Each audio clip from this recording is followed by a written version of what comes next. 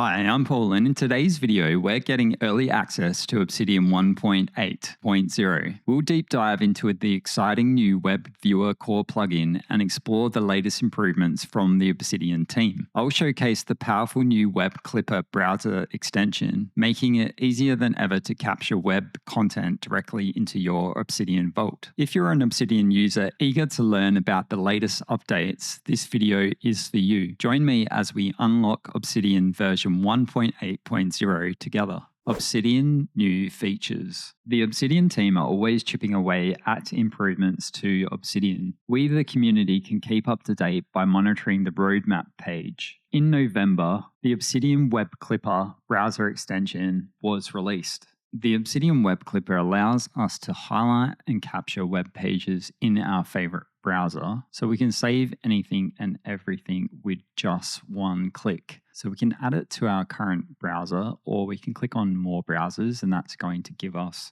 a few more options to choose from. So it's really going to be dependent on what web browser that you use. So this is to be used with articles, recipes, references, academic papers, custom templates. So it could be like anything from like YouTube to Reddit or Blinkist, or anything really that you want to extract some information. It also comes with a highlighter, and you can highlight text within the web page and then import that into Obsidian. So that's quite handy. So Web Clipper is free, it's open source. It was released in November last year, and it's compatible with Obsidian 1.7.2 and above. I recently used this extension for researching notes for my book note Focus by Daniel Goleman. More on Web Clipper later in the video. Unlocking Obsidian version 1.8.0. On December 18th, 2024, Obsidian 1.8.0 was released for Catalyst insiders, supporters, and VIPs. For those of you who are not aware, the Obsidian Catalyst license gives you early access to new versions of Obsidian. This will also give you exclusive access to insider channels, as well as exclusive forum badges and Discord badges. There's a few tiers to choose from, and you can see in the table here what benefits each license will give you. So a good starting point is the insider license, which costs $25 US. And if you decide to upgrade to a supporter or a VIP in the future, you just pay the difference. So to get your hands on a Catalyst license, you just sign into your Obsidian account through obsidian.md/account/Catalyst. Then you just purchase your license inside there. Once you've got your insider license, you can upgrade to the higher tier, get your Discord badge, and get your forum badge inside the Catalyst section. And then you'll see a link to get early access to new versions of Obsidian. See this guide. And this guide links you to this page here, early access versions. So there's just a little disclaimer here that early access versions are beta releases because it includes new features that are less stable. Then there's some instructions below on how to get access to early versions of Obsidian. Once we've purchased our Obsidian Catalyst license, we go into our Obsidian settings, and then we go down to account where it says your account, and you just hit the login button. Now, if you haven't logged in already, you can sign up here as well. So I'm just going to hit login. Then I'll put my email address that I signed up for my Catalyst license. Then I'll put my password, and then I simply just log in, and then it shows my account signed in here. Then I just need to toggle on receive early access versions. And then what's going to happen when I hit check for updates is it's going to show me that the current version is version 1.8.0. So the public will only see 1.7.7, and then there's a link here to the changelog if you want to view what's different in the versions. So we can see under the changelog, we've got a mention here of the new core plugin called Web Viewer. And this is going to let us open external links within Obsidian. So this plugin is disabled by default and needs to be enabled in the settings. New core plugin Web Viewer. So So let's jump into Obsidian and let's go down to our core plugins, and we're going to scroll down and you will see a new core plugin called Web Viewer. Just go ahead and enable it. If you're watching this video by the time that Obsidian 1.8 is released, you won't need a Catalyst license in order to do this. Then we click the options, and that's going to give us a few options inside the new Web Viewer core plugin. So we can see that now we can toggle on whether to open external links in Obsidian rather than the system default. So it's nice that we can just toggle this on or off. Then we can set a home page that we would like to land on when we open the web viewer. I've just put Google here. I've also got a folder for where I want to place my save page folders, and that's just in my vault under a folder called Web Clippings. I've got my preferred search engine as Brave, even though I've got Google as my homepage, and I'll show you how that works shortly. We can enable the ad blocker, and you can expand and add some more ad blocking rules here if you'd like. And we've got an ad block update frequency, as well as a clear web viewer data, which will clear our cookies that are saved inside of Obsidian. So now if we open the command palette with Control P and type in web viewer, we can see that we have three options here. So we have show history, search the web, or open web viewer. So if we click on search the web, that simply just presents us with a search field. So if I just type in Blinkist, then it's going to go use my preferred search engine, which is Brave, to search for Blinkist. And it loads it in the tab here so that I can click and go to the Blinkist website. I've got a little icon up here to place it into reading view. You can also click the three dots. We can split right, which gives us an option to have another web viewer tab side by side. We can also use a find tool and find words within the web page. We can still open it in the default browser. There's an option to save it to our vault, and this will just capture the default content from that particular page. Sometimes it won't import the images, so I find that the Web Clipper is probably a better tool for bringing articles into Obsidian. There's options to zoom in and zoom out, as well as a reset zoom tool. You can click and drag and move your web viewer to different locations on your interface. So this might be handy if you just want to have a bit of information in your right pane so it's not distracting you away from your main note. You can also resize to give yourself a little bit more space. Then there's options to highlight and copy from the web viewer. So you simply just highlight the text, hit the highlight, create a new note with a template. I usually use my new research template, and then I'll just copy my highlighted points from the web viewer into my research note.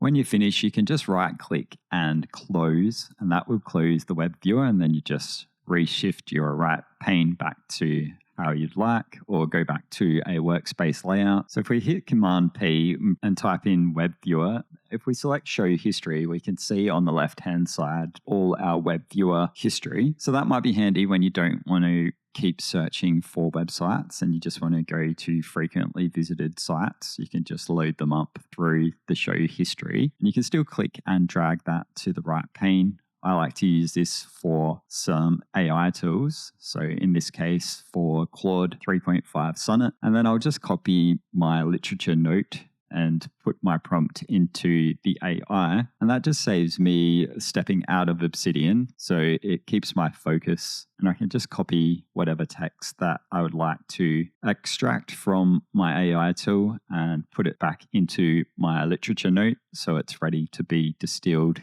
into my own note. And it doesn't have to be perfect, and just be a quick copy and paste to get the information into your vault. So you can add some formatting to make it look a little bit nicer. And now with Obsidian 1.8, we have the option to easily update our callouts by right-clicking the callout and selecting callout type. And then we can quickly just change to a particular style of callout that we would like to use. So that's quite a handy feature. If we Control P again, we can have a look at opening the web viewer, and that's going to open the homepage that we set in our settings. So in this case, it's google.com. So that might be handy if you just quickly want to do a Google search within your Obsidian Vault, and you can change the URL up at the top there. Obsidian version 1.8.0 improvements. So I can now copy individual list values from list properties easily in Obsidian. So I could right-click focus here, copy or edit or remove. I can right-click the properties and now sort from A to Z or Z to A. File Explorer now has a new context menu. If I right-click Journal, we've got a context menu here. I can now also select multiple notes inside my Obsidian folders and then click and drag to move them to another folder, or I can right click and move the 39 items into their own folder, which is quite handy to have. You've also got the option to, if you click and drag and hover over a folder, it will expand that folder to reveal the contents. That could be handy if you're not too sure what's inside the folder. So if you now have multiple tabs up the top, the close button will be hidden by default. So you can see here the close button doesn't show until I select the tab. I can still close it even when I hover over, but it just hides it to save space. Another handy feature is we can now change our callouts by right-clicking and choosing the callout type. So we could see here that I could change this to any other callout types, or I could go other, and it gives me a full list there. This works well in conjunction with the callout manager because you can go into manage callouts and manage all your callouts there. So if you forget what a callout looks like, just come in here and reference from it. So that's quite a handy plugin to use. Once you've decided what callout you want, just simply go change it to the new callout type that you would like to use. So we now have the option to toggle on backlinks for a particular file. So if we Control P, type in backlinks, we now have a new command to toggle backlinks in document. So if you select that one, we can see our backlinks are down the bottom of the note. So previously we could only come into backlinks and show this for all notes. So this is quite handy when you just want to have it on one note as opposed to all notes in your Obsidian Vault. Obsidian version 1.8.0 bug fixes.